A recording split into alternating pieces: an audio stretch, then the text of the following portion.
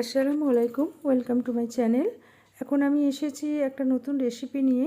আজকে যে রেসিপিটা আমি আপনাদের সঙ্গে শেয়ার করব সেটা হচ্ছে মোরিঙ্গা পাতা বা সজনা পাতার চা কী করে আমরা তৈরি করব সেটাই আমি আপনাদের সঙ্গে শেয়ার করব। তো এখানে আমি মোরিঙ্গা পাতাগুলোকে বা সজনা পাতাগুলোকে আমি ভালো করে ধুয়ে নিয়ে পানি ঝরিয়ে একটা কুলোর মধ্যে রোদে শুকোতে দিয়েছি। এখানে আমি আমার ব্যালকনির রোদেই শুকোতে দিয়েছি। ছাদে বা যেখানে ভারী রোদ লাগে বা চড়া রোদ লাগে সেখানে দিলে খুব তাড়াতাড়ি শুকিয়ে যায়। এমনিতেই মোরিঙ্গা পাতার পানি কিন্তু খুব সহজেই ঝরে যায়, খুব তাড়াতাড়ি ঝরে যায় এবং এটা শুকিয়েও যায় খুব তাড়াতাড়ি। তা আমি এখানে দেখুন একদিন হয়ে গেছে আমার পাতাটা ব্যালকনিতে দিয়েছি, শুকিয়েছি এবং অনেকটাই ঝরঝরে হয়ে গেছে। আমি একে আর একদিন রোদে দেবার পর পাতাগুলোকে আমি দেখাবো। দেখুন কীরকম আওয়াজ হচ্ছে, দেখুন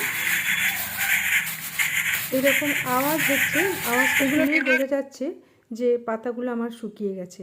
তাও আমি আর একদিন এটাকে রোদে দিয়ে এইবার আমি একটা কন্টেনারের মধ্যে রেখে গ্রিন টি যেভাবে আমরা ব্যবহার করি বা খাই সেভাবেই গ্রিন টির মতো করেই আমি এটা তৈরি করব।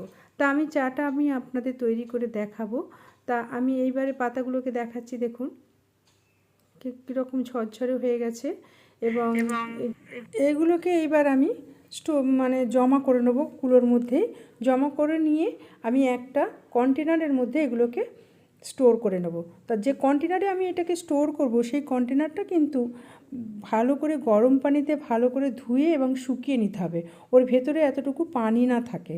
তা আমি ভালো করে শুকিয়ে নিয়ে তারপর আমি কন্টেনারের মধ্যে এটা স্টোর করব। তো কন্টেনারটা দেখুন একদম আমি শুকিয়ে নিয়েছি, মুছে ভালো করে শুকিয়ে নিয়েছি। এবার এর মধ্যে এই শুকনো মোরিঙ্গা পাতাগুলো সব স্টোর করে নেব। তো এই মোরিঙ্গা পাতাগুলো যদি আপনারা মনে করেন পাউডার তৈরি করে নেবেন তাহলেও হবে, কিন্তু আমি পাউডারটা তৈরি করছি না, গ্রিন টির মতোই আমি এটাকে খাবো বলে এইভাবেই রেখেছি। এবং পাউডার তৈরি করলেও এতে যে ফাংশানটা বা এরকম গোটা পাতা রাখলেও সে একই ফাংশান হবে। তা আমি এইভাবেই রেখেছি স্টোর করে। এবং এর কন্টেনারের যে চাপাটা ভালো করে টাইট করে চাপা দিয়ে দিতে হবে। চাপা দিয়ে এটাকে যদি আমি রেখে দিই আমি 4-5 মাস আরামসে আমি এই চাটা খেতে পারি। এটা সাধারণত আমি ব্রেকফাস্টেই খাই এবং অনেকটা পরিমাণেই খাই। তা চাটা আমি তৈরি করে আপনাদের সঙ্গে দেখাবো, আপনাদেরকে শেয়ার করব। আমি চাপাটা আমি দেখুন কতটা আমি টাইট করে দিয়েছি। এইবার আমি চা তৈরি করে আপনাদের দেখাবো। এবার দেখুন আমি একটা কন্টেনারের মধ্যে এটাকে আমি স্টোর করে নিলাম। এবার আমি একটা প্যান নিয়েছি, এই প্যানের মধ্যে আমি পানি দিয়ে চা তৈরি করে দেখাবো। তা প্রথমে আমি গ্যাসটা অন করে নেব।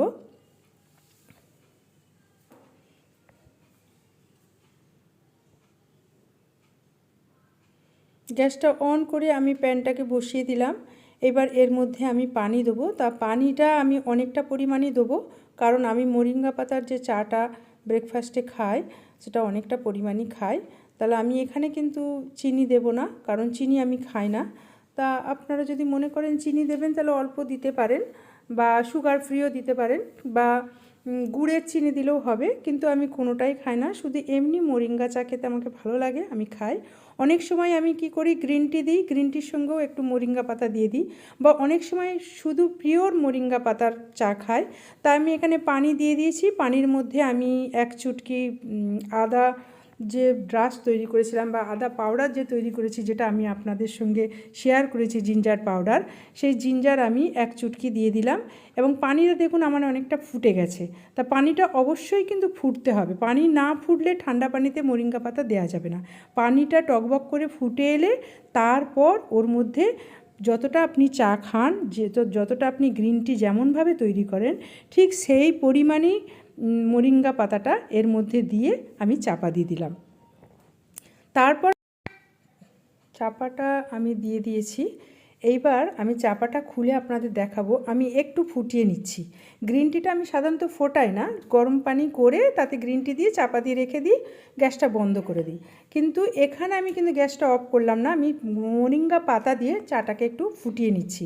ফুটিয়ে নিয়ে তারপর আমি পাতার যে কালারটা, পানির যে কালারটা এসছে সেটা আমি আপনাদেরকে দেখাবো। কত সুন্দর একটা কালার এসছে। তা পাতাটা আমার ভালোভাবে ফুটে গেছে।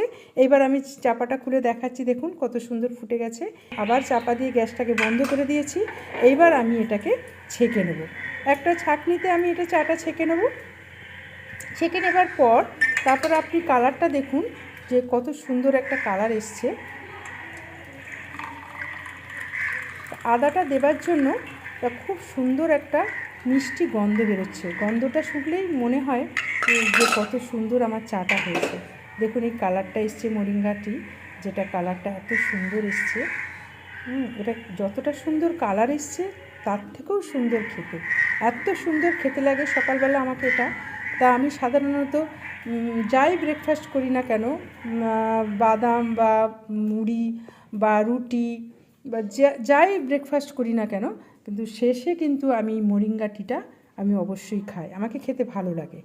তা যদি ভালো লাগে ভিডিওটা অবশ্যই লাইক দেবেন, শেয়ার করবেন এবং প্লিজ কাইন্ডলি সাবস্ক্রাইব করবেন।